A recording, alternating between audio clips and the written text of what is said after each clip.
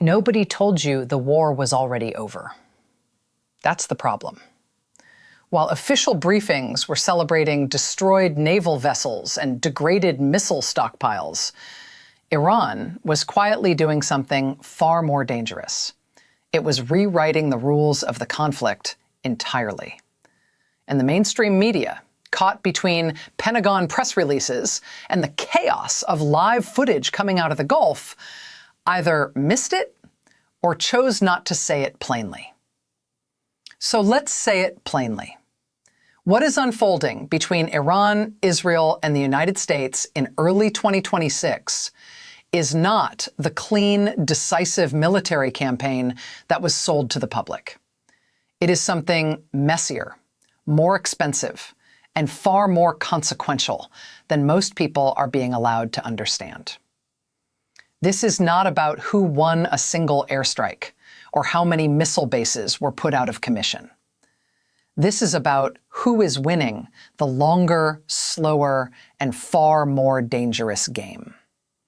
And right now, the answer to that question is deeply uncomfortable for Washington. To understand how we got here, you have to go back to the weeks leading into late February 2026, when the United States and Israel launched what was described internally as a comprehensive aerial campaign against Iran. The stated objective was straightforward: destroy Iran's ballistic missile infrastructure, eliminate its naval threat capacity in the Persian Gulf and the Strait of Hormuz, and decapitate its military and political leadership. On paper, and to some extent in practice, those objectives were achieved. Satellite imagery verified the destruction of at least 11 Iranian naval vessels. Multiple missile bases were confirmed struck, including facilities near Corgu and Tabriz. And in what was perhaps the most seismic moment of the entire campaign, Supreme Leader Ali Khamenei was killed. That last fact alone would, in most historical conflicts, signal the beginning of an enemy's collapse, the removal of a supreme leader, the destruction of key military infrastructure, the degradation of its most feared weapons. These are the ingredients of strategic victory. And that is exactly the narrative that official U.S. and Israeli briefings have leaned into. What those briefings do not adequately explain is what happened next. Because what happened next changed everything. Iran did not collapse. It did not sue for peace. It did not retreat into a period of internal chaos while its new leadership consolidated power. Instead, within days of Khamenei's death, his successor, his son, Mojtaba Khamenei, stepped into the role with two very specific and very public demands: the immediate closure of all U.S. military bases in the Middle East, and a commitment to keep the Strait of Hormuz sealed. Not threatened, sealed. And then Iran went to work. In the 6 days that followed the peak of the U.S.-Israeli strikes, Iran successfully executed strikes across 11 countries. Let that number settle for a moment. 11 countries in 6 days. Not massive ballistic missile barrages. Those had been largely degraded, exactly as the U.S. had planned. What Iran shifted to instead was a decentralized, asymmetric campaign using drones, proxy forces, and what analysts are now calling its shadow fleet of smaller, harder to intercept assets. Kuwait saw strikes. Qatar saw strikes. The UAE, which had worked hard to distance itself from the front lines of regional tension, saw strikes. Camp Arifjan, a major U.S. base in Kuwait, was hit and broadcast live on Al Jazeera for the world to see, while Pentagon briefers were still talking about degraded Iranian capabilities. Here is the brutal strategic reality that the official narrative cannot comfortably accommodate. Destroying Iran's conventional military infrastructure did not neutralize Iran's threat. It decentralized it. It scattered it across a wider geographic area, made it harder to target, and forced the United States and its allies to fundamentally rethink their entire defensive posture. Instead of watching for a large, trackable ballistic missile launch from a known site, U.S. forces now had to defend against swarms of drones launched from multiple directions, proxy attacks coordinated through non-state actors, and strikes on soft targets, economic, logistical, civilian. That conventional military superiority has never been particularly good at stopping. Iran did not lose the war by losing its navy. It changed the nature of the war so that the navy no longer mattered.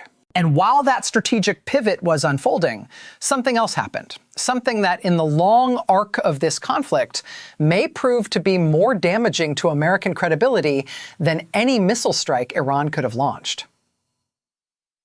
On March 11, 2026, a U.S. Tomahawk cruise missile struck the Shajara Tayyiba Elementary School in Iran. At least 175 people were killed. Most of them were children. Preliminary investigations have since revealed what went wrong. U.S. Central Command was operating on outdated targeting data provided by the Defense Intelligence Agency. The school, by the time the strike was authorized, had been misidentified as an adjacent military facility. Whether that misidentification came from legacy intelligence, from flawed AI-assisted targeting, or from institutional failures somewhere in the chain of command is still being investigated. But the outcome is not in dispute. 175 people, most of them children, were killed by an American missile that was aimed at the wrong building. The strategic consequences of this single event cannot be overstated. Every carefully constructed narrative about the precision and moral superiority of the U.S. military campaign was, in an instant, handed to Iranian state media on a silver platter. Tehran did not need to win a conventional battle to score a propaganda victory of historic proportions. The United States handed it to them. And the condemnation that followed was not limited to adversarial governments or the usual critics. It came from allies. It came from international bodies. It came from voices across the Arab world, across Europe, and within American civil society itself. The political cost of that strike will continue accumulating long after the last missile of this conflict is fired. Now, there's another dimension to this conflict that doesn't get nearly enough attention. And if you've been following along this far, this is the part where things get even more serious. If you find this kind of deep analysis valuable, it genuinely helps to share this video. Not for the algorithm, but because this is the kind of context that most people simply aren't getting anywhere else. Back to what's happening economically. Because the financial dimension of this war may ultimately be more destabilizing than the military one. The International Energy Agency did not use cautious language when it assessed the situation. It warned that the world was looking at the largest supply disruption in the history of the global oil market. Brent crude climbed to $97.40 per barrel, and that number was still moving at the time of the most recent reporting. The Strait of Hormuz, through which roughly a fifth of the world's oil supply flows, was, by Iran's explicit declaration, closed. Whether that closure could be maintained indefinitely is a separate question. What matters is that the market believed it long enough to send prices surging. And every dollar added to the price of oil is a tax on every economy in the world that runs on energy, which is every economy in the world. And then Iran made a move that caught many financial analysts off guard. Following an overnight strike on an administrative building in Tehran linked to Bank Sepah, Iran's military command issued an explicit threat.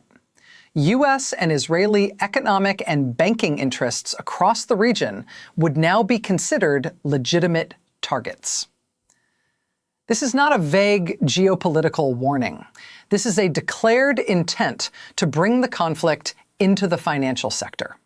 Banks, payment infrastructure, financial institutions operating anywhere near the zone of Iranian influence, all of them are now operating under a new risk profile that did not exist 6 months ago. Corporate risk officers and financial institutions that have any regional exposure need to understand that the nature of the threat has shifted.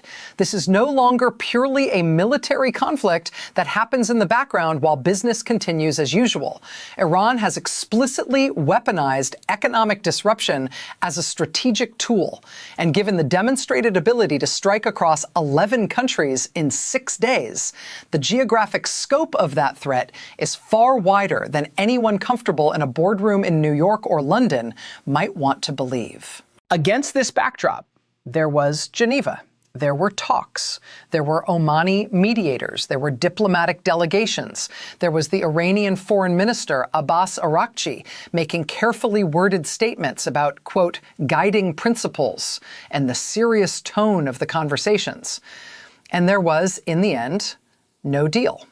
The indirect nuclear talks between the United States and Iran ended without an agreement, with significant gaps remaining on both nuclear and non-nuclear issues. Both sides were described as preparing for a prolonged engagement. That is the diplomatic way of saying, no one expects this to end soon, and no one has a clear plan for how to make it end at all. The information environment surrounding this conflict deserves its own examination, because it is itself a battlefield, and one where Iran has performed far better than its conventional military losses might suggest. The disparity between what official U.S. briefings emphasize and what is actually visible to anyone watching regional media has become one of the defining features of this war. Pentagon press releases talk about degraded Iranian capabilities. Regional outlets broadcast live footage of Iranian missiles striking Gulf states. Al Jazeera runs continuous coverage of strikes on U.S. facilities that the official narrative has not adequately accounted for. This gap is not an accident, and Iran is not the passive beneficiary of it. Iranian state media has systematically exploited every contradiction between official U.S. statements and visible ground reality to project an image of resilience, of a country that is absorbing massive military punishment and still fighting, still expanding the theater of conflict, still inflicting costs on the United States and its allies. Whether that image is entirely accurate is less important strategically than the fact that it is credible. And it is credible precisely because the contradictions are real. There is a lesson in this for defense planners and policymakers that goes beyond the immediate crisis. The information environment is not a secondary consideration to be managed after the military campaign is designed. It is part of the campaign. Every strike that produces images of civilian casualties, every bombing run that hits the wrong building, every statement from a briefer that is subsequently contradicted by footage from a journalist on the ground, these are not public relations problems. They are strategic failures. And in a conflict where a significant portion of the battle is being fought for hearts and minds across the broader Middle East and the non-aligned world, those failures compound in ways that are very difficult to reverse. So where does this leave us? Let's be clear about what is actually known and what it means. Iran has lost significant conventional military capacity. Its navy has been severely degraded. Its ballistic missile stockpiles have been reduced. Senior leadership, including the Supreme Leader himself, was eliminated. These are real significant military achievements. But the conflict has not ended. It has transformed. Iran pivoted to asymmetric warfare with remarkable speed and effectiveness, expanding the geographic scope of the conflict, forcing a defensive reconfiguration across the entire region, and sustaining operational pressure on the United States and its allies without relying on the conventional assets that were destroyed. The humanitarian cost of the campaign, most acutely visible in the elementary school strike, has handed Tehran a propaganda advantage that will shape international opinion for years, regardless of how the military situation evolves.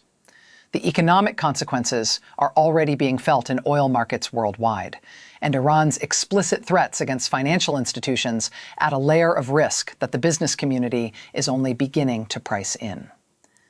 Diplomatic channels are, for now, exhausted, and the information environment has become a contested space where the gap between official narrative and observable reality is wide enough to drive strategic confusion on both sides. The most dangerous phase of this conflict may not be the one that just passed. It may be the one that is just beginning.